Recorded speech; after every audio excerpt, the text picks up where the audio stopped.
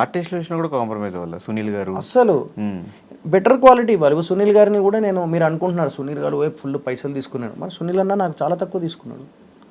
నేను మాట్లాడుకున్నా, ఈ సినిమా మీకు చిన్నగా అవ్వచ్చు, బట్ మేము పెద్దగా చేసినాం. ఆడియన్స్ ముందు తీసుకెళ్ళినప్పుడు ఆ క్వాలిటీ, సినిమా కూర్చున్నప్పుడు చూస్తున్నప్పుడు ఆ క్వాలిటీ కానీ ఆ కంటెంట్ కానీ ప్రతి ఒక్కటి క్యాలిక్యులేట్ అయి ఉంటుంది. ఆర్టిస్టుల పర్ఫార్మెన్స్ కానీ నువ్వు రాసి పెట్టుకో, బూట్కట్ బాలరాజుతోని ప్రతి ఆర్టిస్ట్ పర్ఫార్మెన్స్ బయటపడుతుంది. నేనని కాదు, ప్రతి ఒక్కరిది. అవినాష్ అండ్ సద్దాంని ఇప్పటిదాకా మీరు చిన్న స్క్రీన్లోనే చూసిర్రు, పెద్ద స్క్రీన్లో చూడుర్రి. నాకు తెలిసి ప్రతి ఒక్కరు ఇంకా ఫోన్ల మీద ఫోన్లు చేస్తారు మన వాళ్ళకి. నాకు వాళ్ళే కావాలి, ఎందుకంటే మా తెలంగాణ బ్యాక్ డ్రాప్లో ఎవరున్నారు మనకు తగ్గట్టుగా.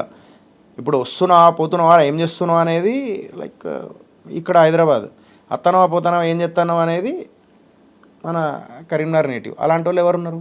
జగిత్యాల మనోడు అవినాష్, చలో రావచ్చే అని తీసుకుని అట్లా. కానీ ఈ సినిమా స్టార్టింగ్ అనౌన్స్ చేసినప్పుడు పూజ సెరమనీ అప్పుడు చూసిన హీరోయిన్ వేరు, ఇప్పుడు ఈ సినిమాలో ఉన్న హీరోయిన్ వేరు. అనన్య ఎందుకు తీశారు, మేఘా ఎందుకు వచ్చింది? తీసేయలేదు, తను యాక్చువల్లీ డేట్స్ సంథింగ్ ఏదో ప్రాబ్లం ఉండే ఆ టైంలో. ప్లస్ సెకండ్ థింగ్ వచ్చేసి వర్క్షాప్కి మేము వర్క్షాప్ అన్నప్పుడు తన డేట్స్ ఏదో షూట్కి వెళ్ళింది అది ఏదో అని అంటే, సరే మేబీ లైక్ అదేమంటారు కొంచెం ఏదైనా డేట్స్ వల్ల ఏమైనా ప్రాబ్లం ఉందేమో లేకపోతే ఏంది అని చెప్పేసి అనుకొని, అప్పుడు మన ప్రొడ్యూసర్ బెక్కె వేణుగోపాల్ సో ఆయన ఏం చేశారంటే, లేదు ఒకసారి మేఘలేఖ అనేది చూద్దాం ఒకసారి అది అని చెప్పేసి అని. ఆవిడ ఆల్రెడీ పాగల్ అనే సినిమా చేసింది. సో ఆ అమ్మాయిని పిలిపించి చూపించేసి లైక్ ఇద్దరికి లుక్ టెస్ట్ చేస్తే ఓకే ఇది బాగుంది కదా అని చెప్పేసి అట్లా ఫిక్స్ చేసినాం అనమాట. అది so this is what happen. ఎందుకంటే మారుతూ ఉంటాయి బ్రో, పెద్ద పెద్ద సినిమాలకే మారుతుర్రు, మనం ఇంతనే ఇంకేమైనా రీజన్ ఉందో? అంతే. ఇంకొక రీజన్ అని అంటే అదే మెయిన్ రీజన్ నాకు తెలిసి. నాకు ఇప్పుడు బెక్కె వేణుగోపాల్ గారికి అండ్ మన లేకపోతే ఏమైనా హీరోకి నచ్చక పక్కన పెట్టాడు. నాదెందుకు బ్రో, నా మీద వస్తావేంద్రా, నాకేం అవసరం. అంటే కొన్ని సినిమాల్లో చూసా హీరోయిన్ గారికి నచ్చ. అరే అంత పెద్దోడిని కాదు, బెక్కె వేణుగోపాల్ అంటే వాళ్ళు ఉన్నప్పుడు నేను నా మాట నేను వింటే ఆయన వింటాడు, పట్టుకొని కొడతారు, ఆయన ప్రిన్సిపల్ ఆయన. సో ఫైనల్గా రేపే రిలీజ్ ఉంది సినిమా రిలీజ్. ఆడియన్స్కి ఏం చెప్దాం అనుకుంటున్నారు ఈ సినిమా గురించి? ఒక్కటే, మీరు ఫ్రైడే రోజు వెళ్ళి సినిమా మార్నింగ్ షో అండ్ మీ దగ్గరలో ఉన్న థియేటర్స్ కానీ లేకపోతే కొంచెం దూరంగా ఉన్నా కూడా వెళ్ళి సినిమా చూడాలని మనస్ఫూర్తిగా కోరుకుంటున్నాను. ఎందుకంటే ఈ సినిమా నాకే కాదు ప్రతి ఒక్కరికి చాలా ఇంపార్టెంట్. మంచి కంటెంట్ ఉన్న సినిమా పబ్లిసిటీ లేక వెనకబడిపోతాయి. సో అలాంటి సినిమా ఈ బూట్కట్ బాలరాజు అవ్వకూడదని చెప్పేసి నేను ప్రీ రిలీజ్ ఈవెంట్లో అంతగానం బ్రతిమలాడడం జరిగింది.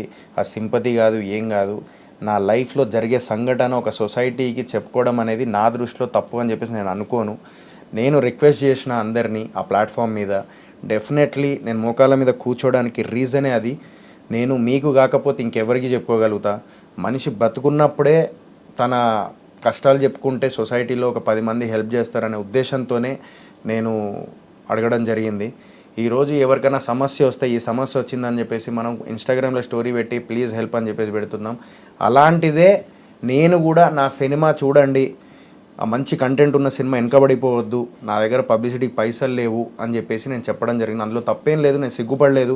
ఎందుకంటే తెలుగు ప్రజలందరినీ నా ఒక ఫ్రెండ్స్ లాగా, ఒక అన్నదమ్ముళ్ళలాగా, ఒక అమ్మలాగా, నాన్నలాగా, సో నాకు ఆ స్థానం ఇచ్చారు. నాకు ఒక కొడుకులాగా చూసుకొని, ఒక తమ్ముళ్ళలాగా చూసుకొని, ఒక ఫ్రెండ్లాగా చూసుకొని, అన్నలాగా చూసుకొని ఆ స్థానం ఇచ్చారు. కాబట్టి బిగ్ బాస్లో నేను మీ అందరినీ రిక్వెస్ట్ చేయడం జరిగింది. సో ఈరోజు కూడా చెప్తున్నా, బూట్కట్ బాలరాజు నా ఫస్ట్ డే చూడండి.